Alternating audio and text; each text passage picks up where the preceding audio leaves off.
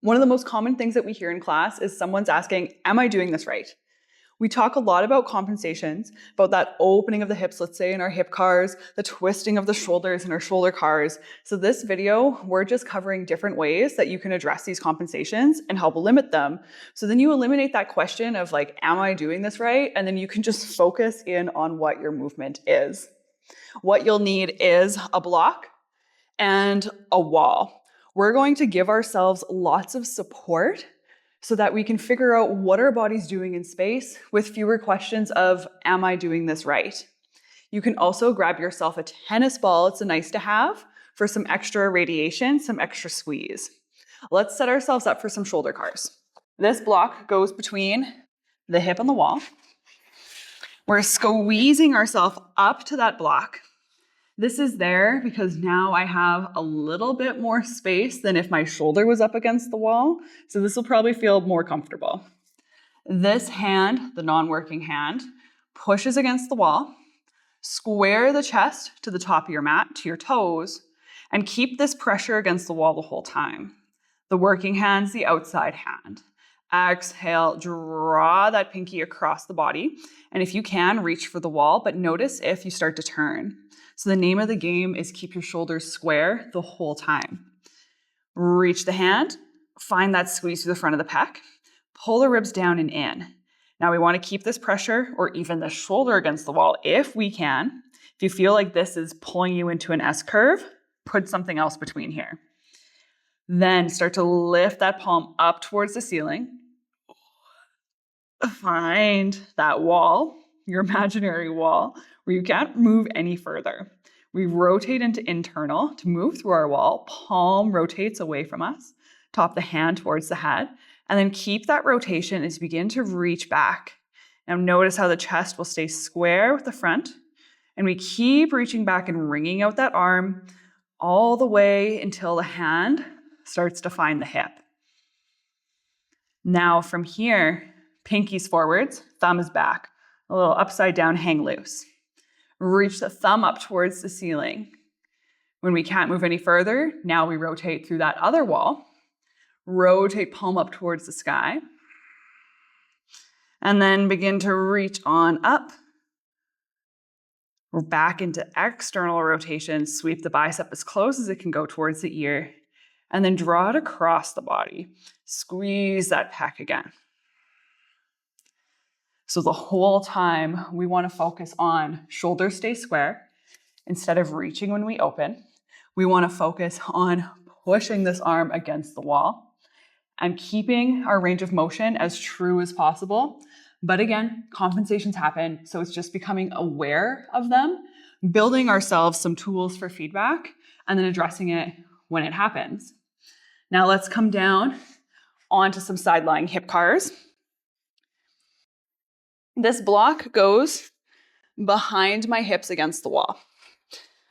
Onto your side. What commonly happens with our hip cars is we open it up and then we fall open. Now with the block against the wall, we can fall backwards. And we also have some space for our heel to move around. Send your block up on the tallest setting. So you've got more support. Stack the shoulders, and we're just going to work on axials in this position because they really get into that nitty-grittiness of rotation. Press down through the supporting leg and try and hover your side ribs. What this does, it means that it keeps our internal rotation more true.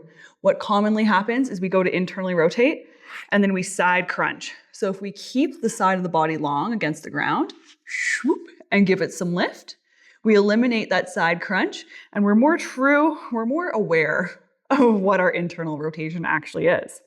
This is where a tennis ball behind the knee can be a really great tool. So then after we push down, open up the knee, find like that end range right before we would flip in our normal hip cars to internal and continue with extension. So we're squeezing the top of the hip, we're pushing down through that bottom one, and you'll notice the hips cannot open beyond this. So this is a great place where we can work on that rotation in this common spot where we have the most compensation. Again, side body hovers. Squeeze the heel to the hamstring. Imagine your knees on an axis. Rotate down. Internal rotation always feels a little funky. And then rotate out. Kick your heel forwards. Awkward hacky sack. And then let's go back and forth. Squeeze the top. And squeeze back. For 3, 2. Reset, push down through that shoulder, push down through your hip, find that side plank. 1, and let it go. Shake it out. And you can repeat that also on the other side, but we're going to get into some global spine cars. With this, bring your legs open wide. What we like about a nice wide base, it means that our hips aren't in the air hula hooping around. Also means that we can't wiggle our hips around as if we were in like a kneeling position. So we have to focus a lot more on the flexion of our spine, and it takes out most of the compensation from the hips. Stay really rooted into the mat. And if extending the legs out like this gives you a lot of stretch along the hamstrings and prevents you from sitting up tall, take a block underneath the back of each knee to give yourself support with a little bit more bend. Now from here, you can also grab a block and give yourself a hug. If it's hard, you grab opposite elbows, or if that feels just a little bit too tight. And then we exhale, curl forwards, round through that upper back. Keep that crunch sensation and rotate towards the right knee. Give yourself a big squeeze. Nice part about the block is now we can squeeze with the arms, which can help us find a little bit more squeeze through that core in that twist. Inhale, exhale, drop that right shoulder down towards the right hip. Inhale up. Think extend, pull your sternum to that block. Notice if the sit bones want to go back and sassy bottom on you. And if the knees are bent, drag the heels into the hamstrings. Exhale, karate chop on your left side. Lean to the left. Take an inhale. Exhale, begin to twist towards your left knee. Curl and flex through that upper back. Inhale through the back of the ribs. Exhale, round forwards. Then we go back the way we came. Squeeze your block, squeeze your arms. Exhale, twist left. And because those hips are rooted, they're not going anywhere. Try and twist even a little bit further. Take a breath in, exhale. Left shoulder to left hip, open it up. Inhale, begin to lift on up, then collarbones to the ceiling. Sternum pushes into that block. Exhale, right shoulder towards the right hip. Take a breath in.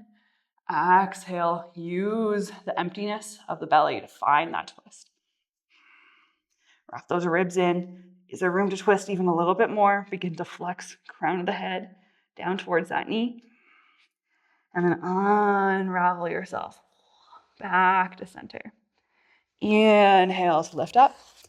Exhale to let it go. Now, as you move through all the classes on our channel and all the classes in Feel Good Foundations, be sure to bring in any supports that you need to help you find your best range of motion, your most true range of motion. And of course, if you have any questions, if anything feels weird, pinchy, or if it comes up again, am I doing this right? Let us know in the comments.